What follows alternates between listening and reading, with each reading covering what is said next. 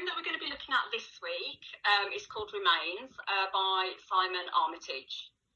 And it's part of a collection of poems that he wrote in 2008 called The Undead. And it was based on a group of interviews that he did with soldiers returning from conflicts such as Afghanistan and Iraq. The name of the collection is interesting because obviously with it being called The Undead, it's not the same as alive, is it? The undead almost is implying that some part of them has died while they were in the military. I think that an interesting thing about this poem is the fact that Simon Armitage hadn't got any experience himself of wars, and so all of his poems that he wrote were based on these interviews that he did with soldiers and listened to what the soldiers had to say about their own experiences, and most importantly, I think the fact that the memories they have don't go once they come home. They're haunted by them, and they're very much affected by post-traumatic stress disorder, and that's a very real issue that a lot of soldiers are suffering from today. And I think this poem captures that really well. Yeah, and it's really interesting, the fact that this is an actual incident that actually happened to one of the soldiers. So this is a story that was told to Simon Armitage during these interviews, and this actually did happen whilst he was I think he was working on patrol in Basra at the time. Yeah. I think he does. There is a documentary, isn't there? And maybe we should attach that to the lessons, because I think it would be quite useful for students to be able to watch, because you see the actual interview with the soldier himself. And I do think that Simon Armitage does capture the voice of that soldier really well, particularly through some of the language choices that he uses, where it's quite matter of fact, quite informal, quite colloquial language, particularly at the beginning of modern language that is actually really easy to understand and to get to grips with. You kind of feel like you get to know the persona of the soldier really quite well, just through Simon Armitage. It's different, isn't it, to Poppies that we looked at last week, which was very obviously about early wars, isn't it? That this one is definitely about a modern war. I mean, the weapons that are described suggest that it's a lot more current, and it's a reminder that wars are still happening, and that soldiers are probably are just as affected and being asked to do just as awful things as they always have been. It's interesting also that he talks about, speaking of military, he talks about we did this, we made this decision, and then as the poem goes on, he starts referring to himself alone as I, and I think that is again a really clever reminder that they're being asked to do things. Groups of soldiers are being asked to do things, but they are being affected individually, and that it comes home with them individually, and that's what post-traumatic stress is. It makes you feel like you're alone, and that you blame yourself and you question yourself, and that these people are driving themselves mad. Yeah, and it's really interesting the way that he talks about it at the beginning of the poem. He's really nonchalant about it. It's almost as if it's something that happens every day. There's nothing interesting about it. There's nothing extraordinary about it. And actually, it's quite a graphic, shocking description of what happens as well. And then it changes. Then towards the end, that's when he starts to really think about what's happened, and it starts to have an effect on him mentally. There's a really interesting reference also to drink and drugs, and the fact that he uses drink and drugs to try and block out all the memories, all the things he's done, to try and numb his brain a bit, and just can't get rid of it. And it highlights an issue that we have with ex-military who are haunted, and they do turn to drink and drugs to try and block it all out, and often make themselves very unwell because they become addicted, and then it's just a vicious circle. So when Simon Armitage is capturing the voice of a soldier, because we don't get to know him on a personal level, we just get to know the thoughts and the feelings of the soldiers post-war. Do you think that he's aiming to kind of create a sympathetic voice for the soldier, or do you think he's aiming to kind of allow us an insight and to criticise these people who kill others? What do you think, Mrs. Cole? I think it gives us a really good insight to the actual reality of their day-to-day existence over there, and the things that actually they have to do on a day-to-day basis. And I don't really think we as a reader can, unless we've actually been there, can actually put ourselves in that position and make those make those conclusions. I think that there's definitely a feeling of sympathy towards him. Yeah. I think at the start you kind of judge him a bit because you think, how can you be talking about these things, about throwing his guts back into his body and chucking his body in the back of a van? It sounds very cold and very militarized. And I think that you do judge him a bit at the start, and then you start to see when he starts talking about how he's come home and he still can't let it go. You really do feel sympathy for him, because you sort of see that at the start he might be speaking in that way to try and make it unemotional and try and be brave and pretend that he is strong and hard and isn't affected by it. But we see that he absolutely is towards the end. And you know how many times he's probably thought about it as well, don't you? Because he says there's a reference in the second stanza that the three of us, they all opened fire, but they all had the same thought at the same time.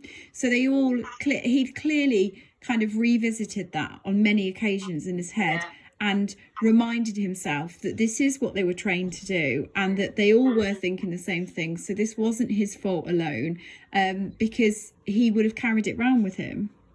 And speaking of that blame and questioning yourself, that line that's repeated, possibly armed, probably not, is a really lovely sign that he is racking his brain and trying to piece it all together and see whether he is innocent or guilty, in a way that a jury would or a judge would. They would look at all of the evidence, and he's obviously just gone through absolutely all the evidence over and over again. And it's interesting, probably armed, possibly not, as in, he's probably armed, and they obviously used that information to make the decision to shoot him. And then the other option was that he's possibly not armed, and they didn't give him any chance to prove whether he was armed or not.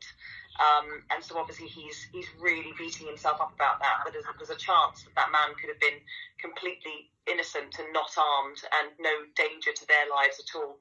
It's very raw and honest, isn't it? That's quite like, and I think, like with the last poem last week, it creates this ambiguity about whether or not we should hold him responsible, or whether or not he was just carrying out an instruction or carrying out his job.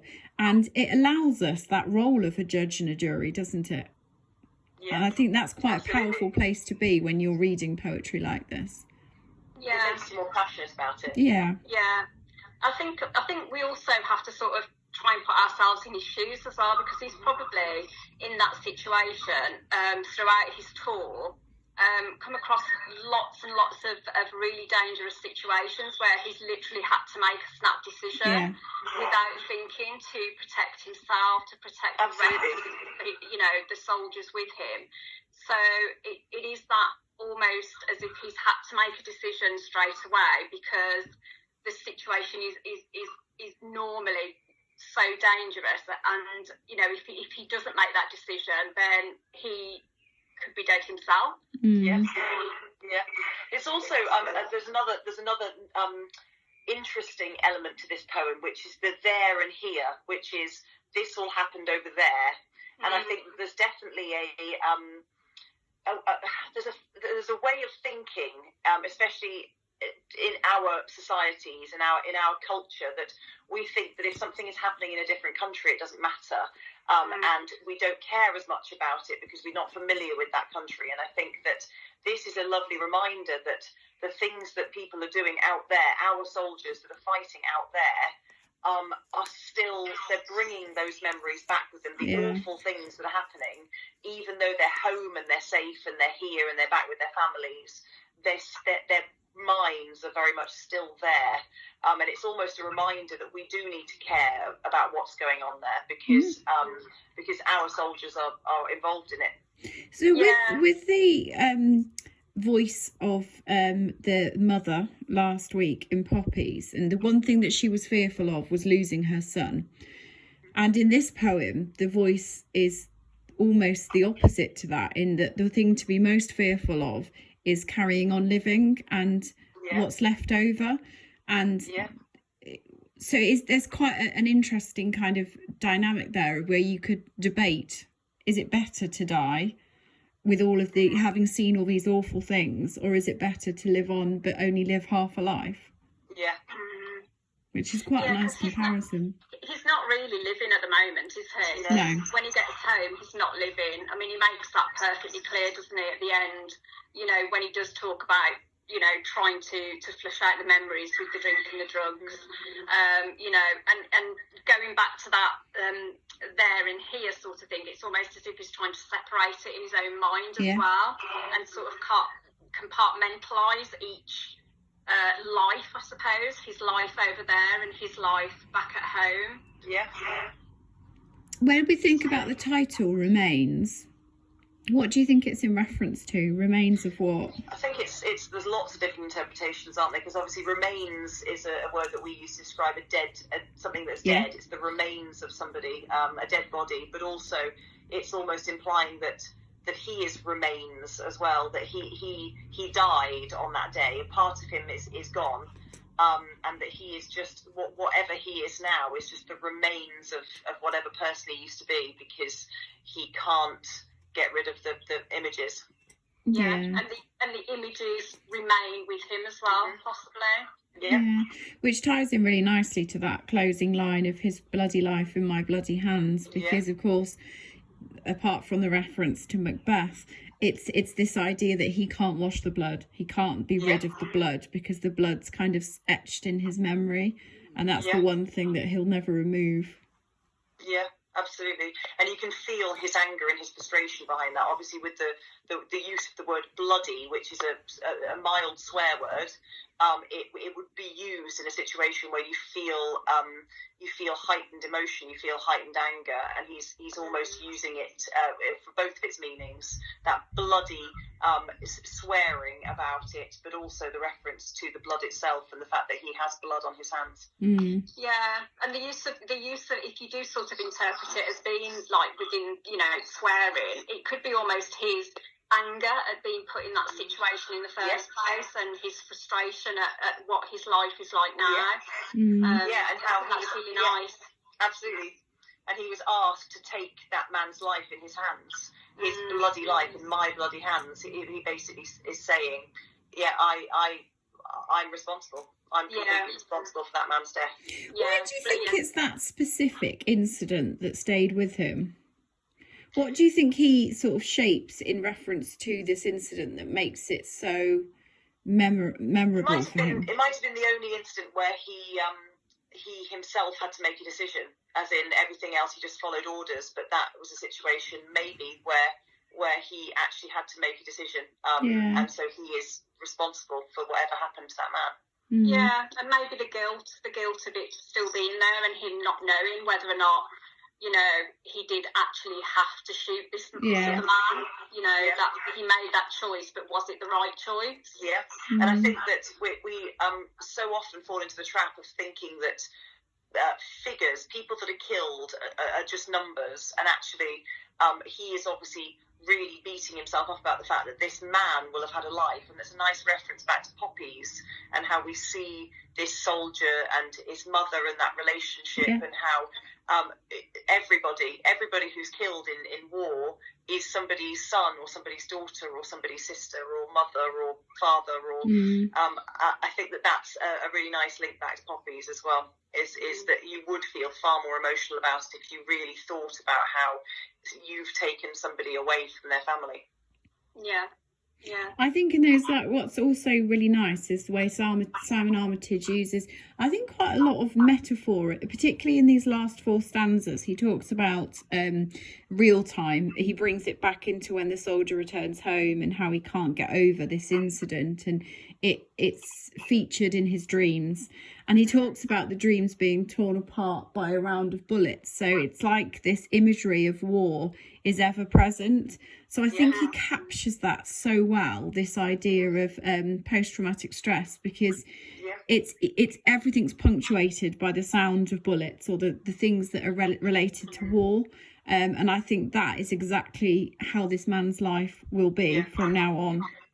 And the detail that he remembers it all in really emphasises post-traumatic stress as well. The fact that he remembers how those bullets hit that body and the fact that the sunlight was coming through. And in a situation of really heightened panic and heightened emotion, you wouldn't have expected that he would remember the detail like that. But he's obviously gone over it so many times.